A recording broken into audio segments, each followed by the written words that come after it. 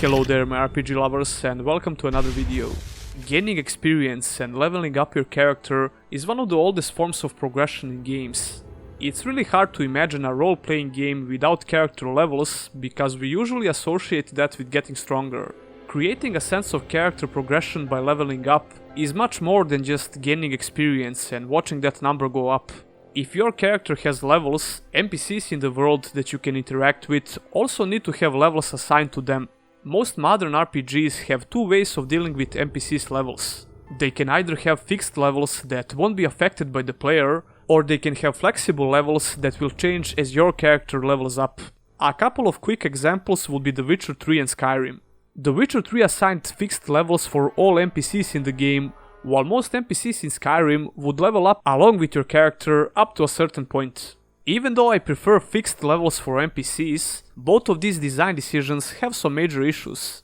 RPGs with fixed NPC levels can be really unforgiving, especially in the beginning of the game, regardless of the difficulty. This can be a problem for a lot of people, but if you learn to accept this, you will usually experience a strong sense of progression.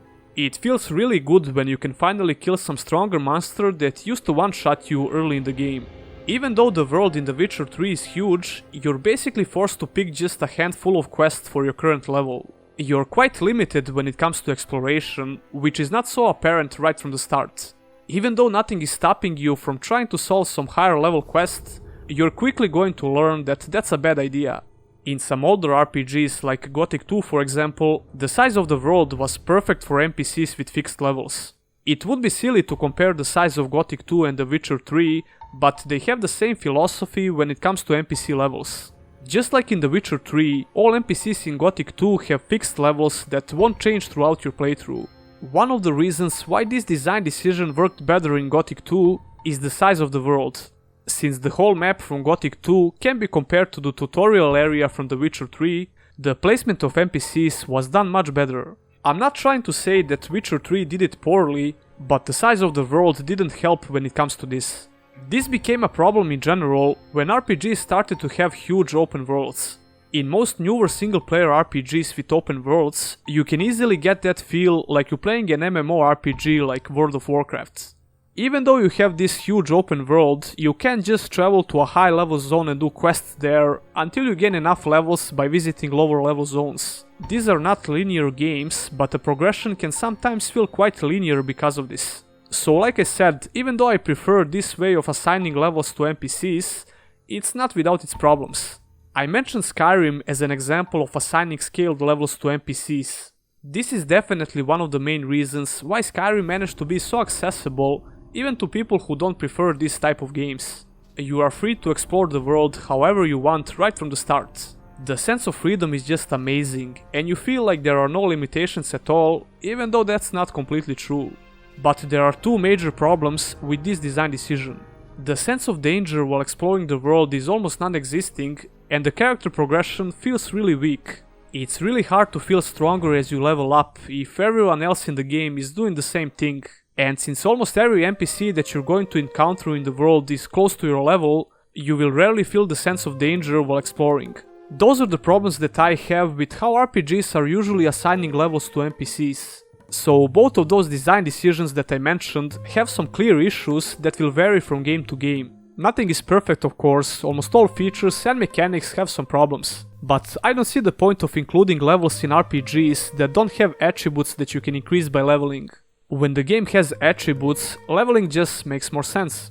You increase your desirable attribute like strength or agility for example, in order to get stronger and to be able to equip certain gear in the game.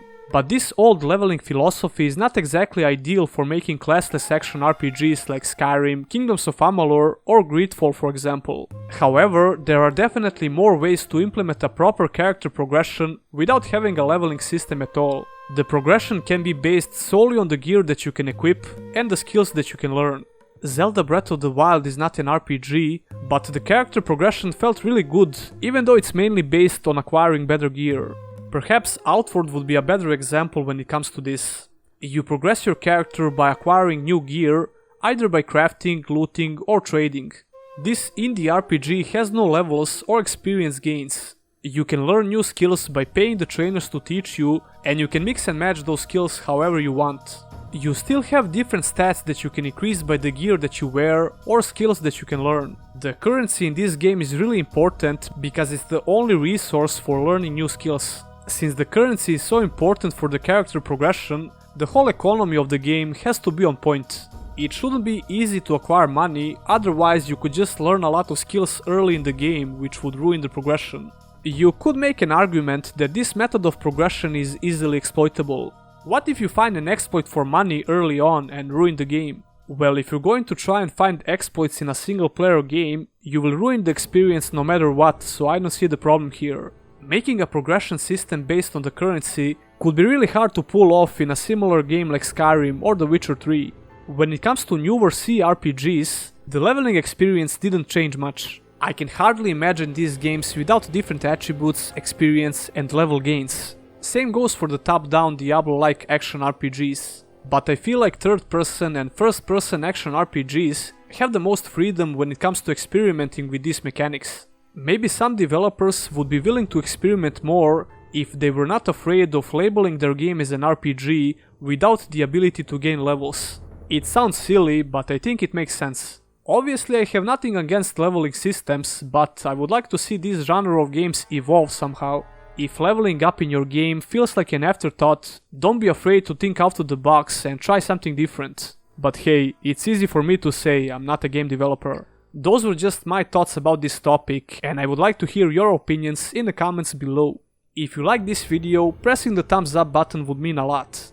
Subscribe for more RPG content and click on the bell icon so you don't miss any future uploads. Special thanks to my Patreons and YouTube exclusive members, and if you as well want to become one of them, all the links are in the description. That will be all, and I'll see you in the next one.